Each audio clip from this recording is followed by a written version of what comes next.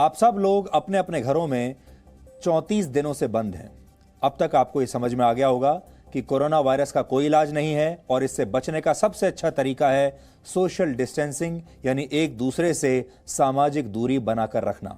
पूरी दुनिया में हुए अलग अलग वैज्ञानिक शोध कहते हैं कि ये दूरी हमें आने वाले लंबे समय तक बनाकर रखनी होगी, यानी ये वायरस हमारे सभी सामाजिक पैमानों को हमेशा के लिए बदल कर रख देगा। मनुष्य एक सामाजिक प्राणी है और उसे सामाजिक मेल जोल बढ़ाना बहुत पसंद है।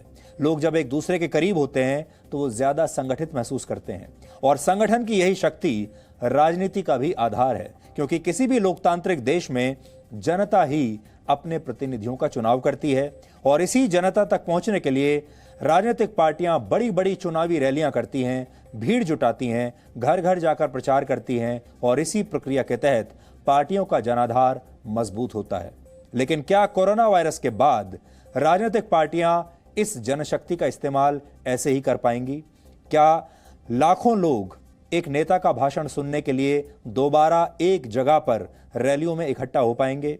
क्या राजनीतिक पार्टियों के कार्यकर्ता घर घर जाकर ऐसे ही चुनाव प्रचार करेंगे जैसे आजकल करते हैं? और सबसे बड़ा सवाल यह है, क्या कोरोना वायरस के बाद भारत के 90 करोड़ मतदाता पहले की तरह एक ही दिन में लंबी लंबी लाइनों में लगकर अपना प्रतिनिधि चुन पाएंगे, या फिर इस वायरस की वजह से भारत जैसे विशाल लोकतांत्रिक देश में राजनीति के पारंपरिक तौर तरीके हमेशा के लिए बदल जाएंगे? आज हम इसी से जुड़ी संभावनाओं और आशंकाओं का आपके लिए एक विश्लेषण करेंगे। लेकिन शुरुआत हम करीब 2 महीने पुरानी एक तस्वीर से करना चाहते हैं। यह तस्वीर इसी साल फरवरी में गुजरात के मोटेरा स्टेडियम में आयोजित एक रैली की है। यह रैली अमेरिका के राष्ट्रपति डोनाल्ड ट्रंप के स्वागत में आयोजित की गई थी और इस रैली में करीब 1.25 लाख लोग आए थे। अमेरिका के राष्ट्रपति डोनाल्ड ट्रंप ने तब यह माना था कि उन्होंने अपने जीवन में एक साथ इतने लोगों की भीड़ कभी नहीं देखी। और ट्रंप ने भारत से वापस लौटकर जब अपने देश में एक चुनावी रैली की तो वहां पर उन्होंने कहा कि मैंने भारत में लाखों लोगों को एक साथ एक रैली में देखा, जिसके बाद 15-20 हजार लोगों की यह भीड़ देखकर अब उन्हें कोई उत्साह नहीं होता। अब यह भीड़ उन्हें बहुत छोटी लगती है। तो ट्रंप ये कह रहे हैं कि भारत में इतनी विशाल भीड़ देखने के बाद अब उन्हें 15-20 हजार लोगों की भीड़ कभी भी उत्साहित नहीं करेगी। ट्रंप बड़े किस्मत वाले थे जो उन्होंने अपने जीवन काल में इतनी बड़ी रैली को संबोधित करने का अवसर उन्हें मिला, क्योंकि कोरोना वायरस के बाद शायद ही किसी रैली में इतने लोग एक साथ शामिल कहीं पर भी पूरी दुनिया में हो पाएंगे। तो ट्रंप की किस्मत अच्छी रही कि वो कोरोना वायरस के फैलने से पहले ही भारत आ गए और उन्होंने अपने जीवन में पहली बार इतनी विशाल भीड़ अपने स्वागत के लिए देख ली। अमेरिका में इस साल के अंत तक चुनाव होने वाले हैं। अमेरिका में वोटर्स की संख्या करीब 16 करोड़ है, जबकि इस साल के अंत में और अगले साल की शुरुआत में हमारे देश भारत में भी 6 अलग अलग राज्यों में विधानसभा चुनाव होने हैं और ये राज्य हैं बिहार, तमिलनाडु, असम, पश्चिम बंगाल, केरल और पुडुचेरी। और इन चुनावों में करीब करीब 25 करोड़ वोटर्स वोट डालने जाएंगे। यह अमेरिका की कुल आबादी का करीब 78% है। लेकिन अब इन करोड़ों वोटर्स तक पहुंचना भारत की किसी भी राजनीतिक पार्टी के लिए आसान नहीं होगा, बल्कि बहुत बड़ी चुनौती होगा। कोरोना वायरस के बाद रैलियों में लाखों की संख्या में लोगों को बुलाना लगभग असंभव हो जाएगा। इस वर्ष सितंबर और अक्टूबर के महीने में बिहार में चुनाव होने की संभावना है, जहां वोटर्स की संख्या करीब 7 करोड़ है।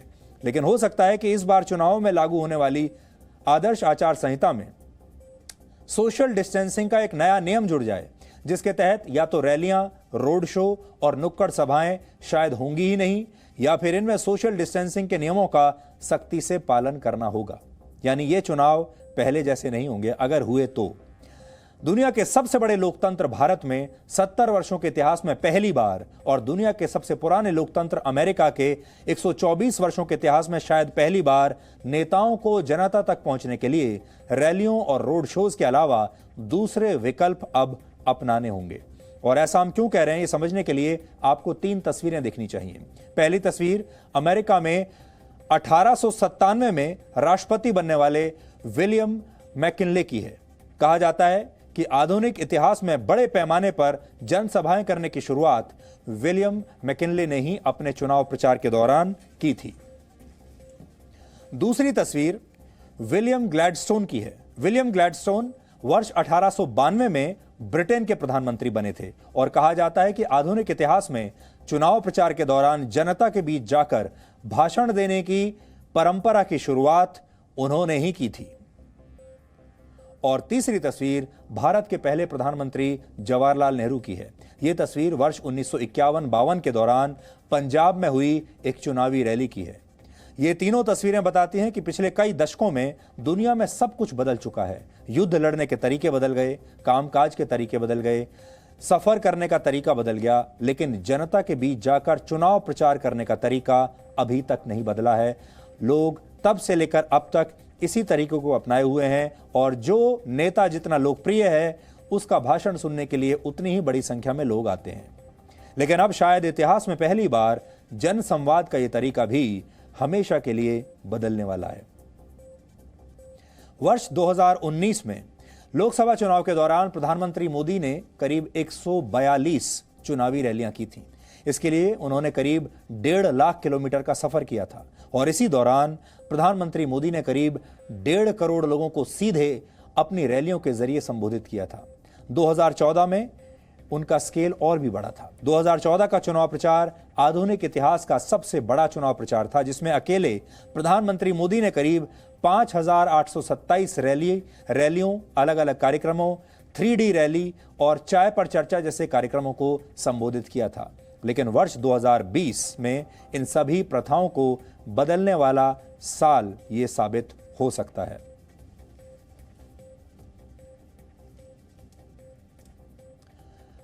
कोरोना वायरस की वजह से अब नेता भी भीड़ के बीच जाने से परहेज करेंगे और लोग भी शायद नेताओं का भाषण सुनने के नाम पर अपनी जान खतरे में न डालना चाहें।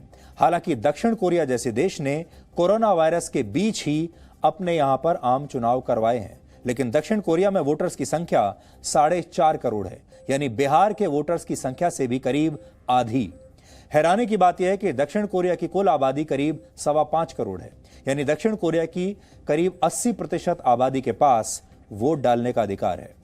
दक्षिण कोरिया में वोटिंग से पहले सभी पोलिंग बूथ्स को सैनिटाइज किया गया था। वोटर्स के शरीर का तापमान चेक किया गया और जिन लोगों में कोरोना वायरस के लक्षण पाए गए उन्हें वोट डालने के बाद सीधे टेस्ट के लिए भेज दिया गया। भारत का चुनाव आयोग भी दक्षिण कोरिया के मॉडल का विश्लेषण कर रहा है। लेकिन आपको लगता है कि भारत में सब कुछ संभव है? 90 करोड़ वोटर्स के साथ ये सब कुछ किया जा सकता है? फिर भी भारत में करोड़ों वोटर्स से सोशल डिस्टेंसिंग का पालन कराना बहुत मुश्किल काम होगा। तो सवाल यह है कि फिर चुनावों में क्या होगा? इसका एकमात्र विकल्प यह है कि जिस तरह आप ऑनलाइन शॉपिंग करते हैं और सामान की होम डिलीवरी कराते हैं, ठीक उसी तरह चुनाव प्रचार की भी इसके बाद होम डिलीवरी होने लगेगी। इसके लिए आर्टिफिशियल इंटेलिजेंस, ऑनलाइन कैंपेन्स और डिजिटल टेक्नोलॉजी की मदद ली जाएगी। पिछले कुछ वर्षों में चुनाव प्रचार के दौरान डिजिटल टेक्नोलॉजी का इस्तेमाल काफी बढ़ा है, लेकिन अब चुनाव प्रचार को पूरी तरह इन्हीं टेक्नोलॉजीज के हवाले कर देना होगा और कोई रास्ता है ही नहीं। वर्ष 2016 में डोनाल्ड ट्रंप के चुनाव प्रचार में भी डेटा का जबरदस्त इस्तेमाल हुआ था और ब्रिटेन की एक कंपनी, आपने नाम सुना होगा, कैम्ब्रिज एनालिटिका पर यह आरोप भी लगा था कि उसने करोड़ों वोटर्स के डेटा का इस्तेमाल करके उन्हें प्रभावित किया था। फेसबुक पर बहुत बड़े बड़े आरोप लगे थे। 2017 में ब्रिटेन के आम चुनावों में भी लेबर पार्टी ने टेक्नोलॉजी की मदद से वोटरों के रुझान का पता लगाने की कोशिश की थी और 2016 में ही जब ब्रिटेन में ब्रेक्सिट यानी ब्रिटेन के यूरोपियन यूनियन छोड़ने के मुद्दे पर वोट डाले गए, तब भी टेक्नोलॉजी की मदद से मतदाताओं को प्रभावित किया गया था। एक अनुमान के मुताबिक इस दौरान मतदाताओं को यूरोपियन यूनियन छोड़ने के पक्ष में करीब 100 करोड़ विज्ञापन दिखाए गए थे। कई देशों में बड़ी बड़ी राजनीतिक पार्टियां तो अब प्रचारकों की जगह डेटा साइंटिस्ट की भर्ती कर रही हैं। अब भी दुनिया की राजनीतिक पार्टियां फेसबुक की लोकालाइक सर्विस का इस्तेमाल कर रही हैं। इस सर्विस के जरिए पार्टियां भविष्य के उन मतदाताओं का पता लगा सकती हैं जिनके विचार, जिनकी आइडियोलॉजी, विचारधारा पार्टी का समर्थन करने वालों से मिलते जुलती हैं। भारत में राजनीतिक पार्टियों को वोटर्स के डेटा का इस्तेमाल करना होगा और हो सकता है कि ये मतदाता भविष्य में अपना मत जो है वो डेटा के आधार पर ही डालने लगे और मतदाता की बजाय, आज आप हिंदी में इन्हें मतदाता कहते हैं, लेकिन हो सकता है आने वाले समय में आप इन्हें मत डेटा कहने लगें। जिनके डेटा से उनका मत पहचाना जा सकता है। इसके अलावा भविष्य के चुनाव प्रचार में आर्टिफिशियल इंटेलिजेंस का भी जबरदस्त प्रयोग हो सकता है। आज आप जितनी भी डिजिटल डिवाइसेस प्रयोग करते हैं, जो भी आपके पास है, चाहे वो स्मार्टफोन हो, टैब्स हो, लैपटॉप हो, वो आपके व्यक्तित्व के बारे में बहुत कुछ बताने में सक्षम है। कई बार तो ये कहते हैं, आपने भी शायद देखा होगा, आपका जो स्मार्टफोन है असल में वो आपकी पर्सनैलिटी का एक्सटेंशन है, आप ही का दूसरा रूप है। अगर कोई आपसे ना मिले और आपका मोबाइल फोन उसके पास चला जाए तो उसे आपके बारे में सब कुछ पता चलेगा। आपकी लोकेशन, आपके विचार, आपकी आदतें, यहाँ तक कि आपके स्वास्थ्य के बारे में भी बड़ी आसानी से पता लगाया जा सकता है अगर आपका स्मार्टफोन किसी के हाथ लग जाए या आपका डेटा किसी के हाथ लग जाए। मान लीजिए आपने अपने हाथ में एक स्मार्ट वॉच पहनकर रखी है या फिर एक फिटनेस बैंड आपने पहनकर रखा है और इस दौरान आप किसी नेता का भाषण सुनते रहे, तो ये स्मार्ट वॉच या फिटनेस बैंड ये पता लगाने में सक्षम होगा कि आपको उस नेता का भाषण सुनकर खुशी हो रही है या आपको क्रोध आ रहा है। आर्टिफिशियल इंटेलिजेंस इंसानी भावनाओं को पढ़ने में ज्यादा सक्षम हो जाएंगे और हो सकता है कि एआई यानी आर्टिफिशियल इंटेलिजेंस ही भविष्य में स्टार प्रचारकों की जगह ले ले। चुनाव प्रचार के लिए नेताओं को रैलियों करने की जरूरत इसलिए भी नहीं होगी क्योंकि सारी प्रचार सामग्री आपके मोबाइल फोन पर उपलब्ध कराई जा सकती है और इसके लिए आपको किसी बड़े मैदान में तपती हुई धूप में भूखे पेट खड़े रहने की कोई जरूरत नहीं। अब राजनीतिक पार्टियां भी मानने लगी हैं कि मतदाता वोट देने का मन अपने घर के लिविंग रूम में नहीं बल्कि अपने मोबाइल फोन को देखते हुए ही बना लेते हैं। वो अपना मोबाइल फोन देखते हुए ही ये तय कर लेते हैं कि उनका वोट किसे जाएगा, यानी आपका मोबाइल फोन ही चुनावी रैलियों का मैदान बन जाएगा। 2017 में हुई एक स्टडी के मुताबिक एक फेसबुक लाइक भी ये बताने में सक्षम है कि वोटर का रुझान किस तरफ है। यह भी हो सकता है कि स्थानीय नेता आपके घर आकर वोट मांगने के बजाय इंटरनेट पर चैटबॉट यानी बातचीत करने वाले रोबोट के जरिए आपसे वोट मांगे।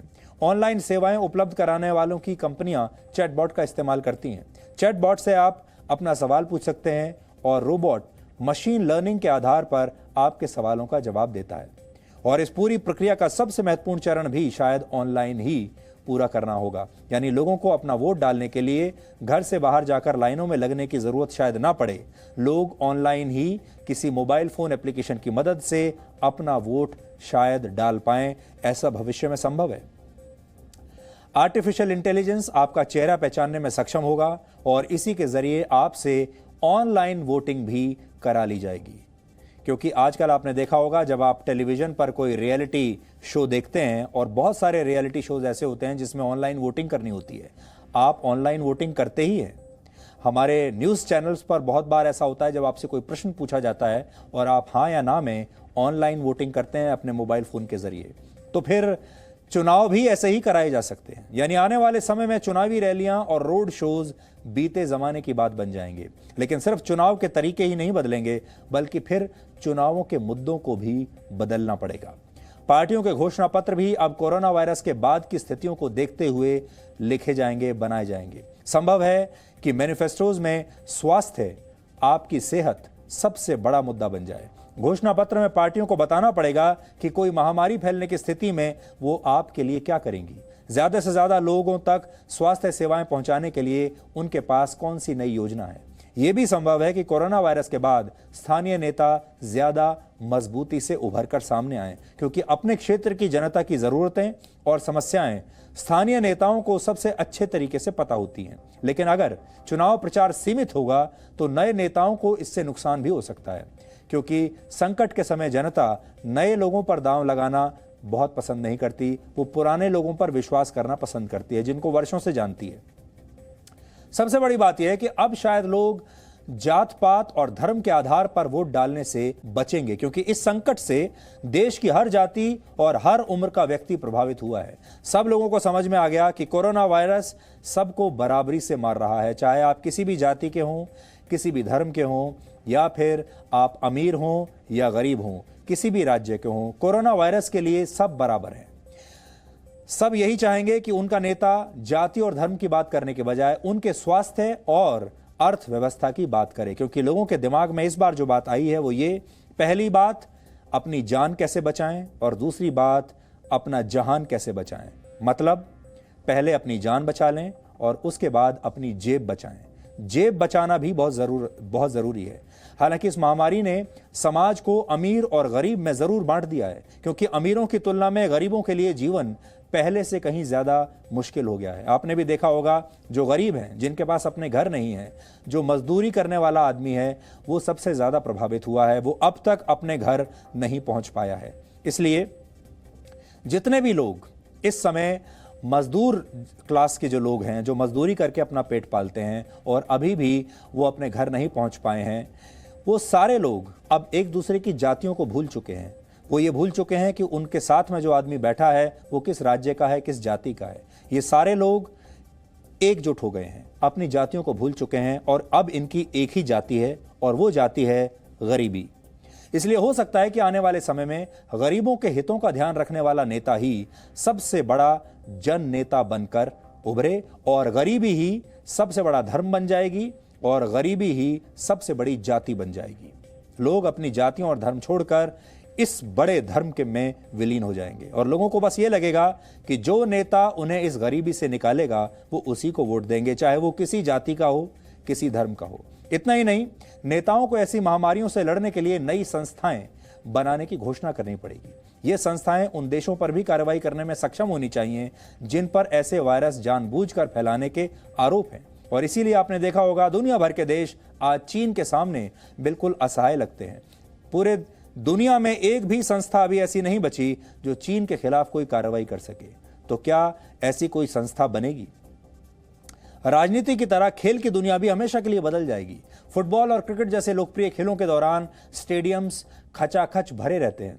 आपने तस्वीरें भी देखी होंगी, लेकिन आने वाले समय में ऐसा कभी नहीं हो पाएगा। टीमें स्टेडियम में खेलेंगी तो जरूर, लेकिन वहां दर्शक नहीं होंगे। दर्शक या तो अपने टेलीविजन पर या अपने मोबाइल फोन पर या टैब्स पर या वर्चुअल रियलिटी की मदद से अपना पसंदीदा खेल देख पाएंगे। यानी ये महामारी राजनीति के खिलाड़ियों से लेकर असली खिलाड़ियों तक का जीवन हमेशा के लिए बदल देगी। इसलिए अगर आप आईपीएल के बारे में सोचते हैं तो हो सकता है अगली बार जब आप आईपीएल देखेंगे तो आप स्टेडियम में जाकर ना देख पाएं और आपको स्टेडियम में खचाखच भीड़ की जो शोर होता है वहां पर, वो आपको देखने को अब ना मिले और सुनने को ना मिले।